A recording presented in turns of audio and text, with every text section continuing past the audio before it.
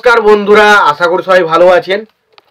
তো বন্ধুরা, এখন যে ছবিটার বিষয়ে আমি কথা বলবো, তো সেটা হলো মিঠুন চক্রবর্তী অভিনীত সিনেমা, মিঠুন চক্রবর্তী, রাখি গুলজার অভিনীত সিনেমা, যেটার নাম হচ্ছে আম্মা, যেটা রিলিজ করেছিল 1986 সালে। এবং সেই ছবিটাকে নিয়ে এখন কথা বলবো। তো তার আগে প্রত্যেকটা বন্ধুকে অনুরোধ করে রাখবো, আপনারা চ্যানেলে নতুন হয়ে থাকলে অবশ্যই আপনারা চ্যানেলটা সাবস্ক্রাইব করে নেবেন।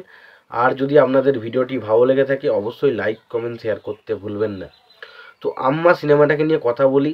আগের সিনেমাটার পরিচালক, প্রযোজক, সঙ্গীতক, রান টাইম, বাজেট, এই সমস্ত বিষয় নিয়ে আগে আলোচনা করে নিই। তারপর অবশ্যই সিনেমাটাকে নিয়ে একটা বড় আলোচনা করা যেতে পারে। তো সিনেমাটার পরিচালক হচ্ছেন জিতেন। জিতেন টাইটেল ঠিক আমি জানি না, জিতেন বলে নামটা দেওয়া ছিল, সেটা আমি বললাম। এবং পাশাপাশি চিত্রনাট্যকার হিসেবে ছবিটার কাজ করেছেন যে বিবি কাটরা। ছবিটার সঙ্গীত পরিচালক হিসেবে কাজ করেছেন রাজ কামাল। ছবিটার রান টাইম হচ্ছে 135 মিনিটের মতো, এবং ছবিটা বাজেট হচ্ছে প্রায় 2 কোটি টাকা, এবং ছবিটা বক্স অফিস থেকে আয় করেছে 2,80,00,000 টাকার মতো। কিন্তু ছবিটা যেটা কালেকশন করেছে সেই হিসাবে দেখতে গেলে ছবিটা কিন্তু একটা এভারেজ কালেকশন করেছে, বিশাল কিছু মারাত্মক কিন্তু কালেকশন করেনি। তাও কিন্তু ছবিটাকে একটা ভালো ছবি আমি বলতে পারছি, তার কারণ ছবির কনসেপ্টটা বেশ ভালো।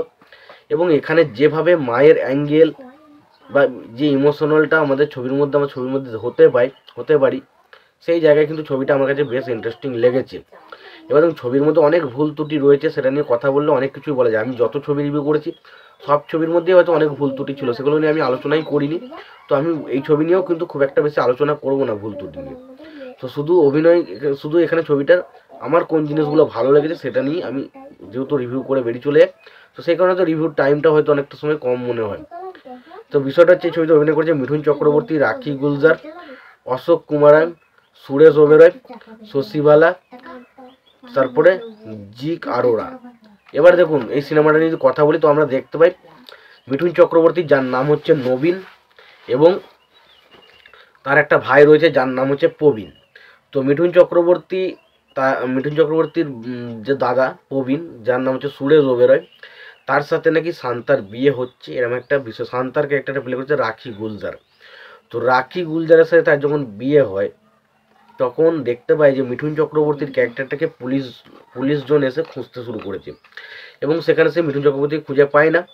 এবং পরবর্তী সময় মিঠুন চক্রবর্তীর ক্যারেক্টারটা বাসে একটা শান্তার সাথে, মানে তার বউর সাথে দেখা করলে, সেই বাসেও কিছু পুলিশ যায় হামলা করতে, এবং সেখান থেকেও মিঠুন চক্রবর্তীর ক্যারেক্টারটা পালিয়ে যায়। এবং এইভাবে মিঠুন চক্রবর্তীর ক্যারেক্টারটা কেন পুলিশ তার পেছনে ধরেছে সেটা কিন্তু আমরা ঠিকমতো করে বুঝতে পারি না সিনেমা দেখে, বাট একটা টাইমের পর কিন্তু সেটা জানতে পারি যে কেন তাকে পুলিশ খুঁজছে। এবং একটা টাইমের পর এটাও দেখতে পাই যে মিঠুন চক্রবর্তীর ক্যারেক্টারটার উপর এমন একটা দোষ চাপে যেখানে তা বলা হয় তার দাদাকে সে খুন করেছে, এবং তারপর তার উপর পুলিশ বিভিন্ন রকমভাবে অ্যাটাক করতে থাকে, এবং একটা টাইমের পর কিন্তু মিঠুন চক্রবর্তীর ক্যারেক্টারকে সে ধরে ফেলে। এবং তারপর শেষ পর্যন্ত কি হয়, মিঠুন চক্রবর্তীর তো ফাঁসি হয় না অন্য কিছু হয়, না মিঠুন চক্রবর্তী যে ফেঁসে গেল বিশাল বড় একটা বিষয়, সেখান থেকে কিভাবে রেহাই পায় সেটা নিয়ে সিনেমা, যেটার নাম হচ্ছে অবশ্যই আম্মা। এবং এখানে লাস্ট মুহূর্তে এই যে শান্তা বলে যে বললাম যে বৌদিটা রয়েছে মিঠুন চক্রবর্তী, সে যেভাবে ক্যারেক্টারটা প্লে করে রাখি গুলজার, এবং তাকে তার ছেলে যেভাবে তাড়িয়ে দেয়, তারপর ধরুন আরও সব বিভিন্ন রকম ঘটনা, এবং লাস্ট মুহূর্তে এসে তারা সবাই আবার তার কাছে ক্ষমা দেয়, এই যে বিষয়টা, এটা একটা পারিবারিক সেন্টিমেন্টাল ছবি, দেখেই বুঝতে পারছেন বিষয়টা শুনে।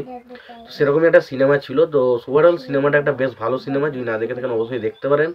সিনেমাটা যদি দেখে থাকেন, আমাদের সিনেমাটা কেমন লেগেছে জানাতে ভুলবেন না। ভিডিওটি ভালো লেগে থাকলে অবশ্যই লাইক, কমেন্ট, শেয়ার করে দেবেন। চ্যানেলে নতুন হয়ে থাকলে অবশ্যই আপনারা চ্যানেলটা সাবস্ক্রাইব করে নিয়ে পাশে বেল আইকনটা অবশ্যই প্রেস করে দেবেন। ভালো থাকবেন, সুস্থ থাকবেন, দেখা হচ্ছে পরের ভিডিওতে।